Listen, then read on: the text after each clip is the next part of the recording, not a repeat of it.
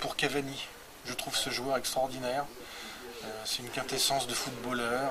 Il est félin, il est intelligent, c'est un combattant qui attaque, qui défend. Voilà, je trouve qu'il physiquement, intellectuellement, sportivement, il incarne l'attaquant idéal pour moi.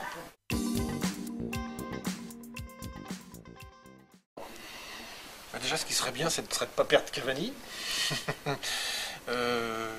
De recruter un grand latéral qui pour le moment fait défaut au Paris Saint-Germain, et puis probablement un milieu offensif de type Eden Hazard. Je trouve que j'ai l'impression que les pistes qu'on lit ici à droite à gauche chez la plume de mes petits camarades me paraissent assez fondées dans l'ensemble. Ça correspond aux besoins du PSG.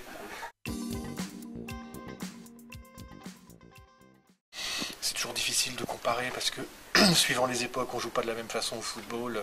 On a dit ça du Grand Saint-Étienne des années 70, après ça a été l'OM de Tapi, puis après ça a été l'OL de Jean-Michel Aulas. L'OL de Jean-Michel Aulas, c'est quand même 7 titres de champion d'affilée. Bon, si on prend le palmarès, ça va être compliqué de faire aussi bien. Bon, alors maintenant, si on parle d'un point de vue footballistique, il semblerait qu'effectivement la qualité de l'effectif du Paris Saint-Germain d'aujourd'hui nous amène à conclure qu'effectivement c'est la plus belle des équipes qui ait jamais été alignée en Ligue 1. Je ne sais pas si c'est la meilleure, mais en tout cas c'est la plus belle.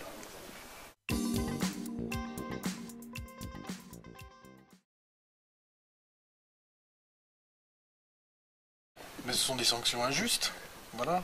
C'est-à-dire que comme l'UEFA décide que vous avez des clubs qui ont accumulé des dettes par le passé, qui peuvent très bien vivre avec, on ne s'en préoccupe pas.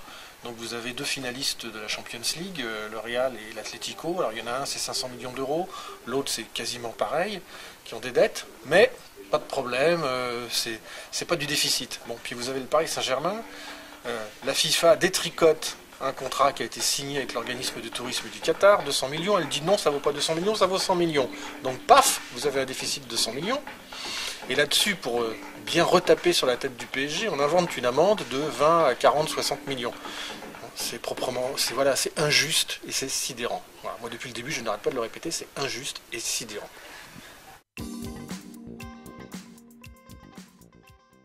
Bah écoutez, justement, quand vous êtes sur Internet, que vous faites du billet d'humeur, de l'air du temps autour du football, vous ne pouvez pas avoir une écriture ennuyeuse, technique. Bon, on vient sur Internet pour chercher ce qu'on n'a pas ailleurs. Donc un billet d'humeur doit se manifester par de l'humeur. Voilà. Donc les métaphores rigolotes, ça me permet de tenir le lecteur. Et puis souvent, je pense que, enfin j'espère d'ailleurs, parce que vous les avez relevées, je pense qu'elles ont un sens.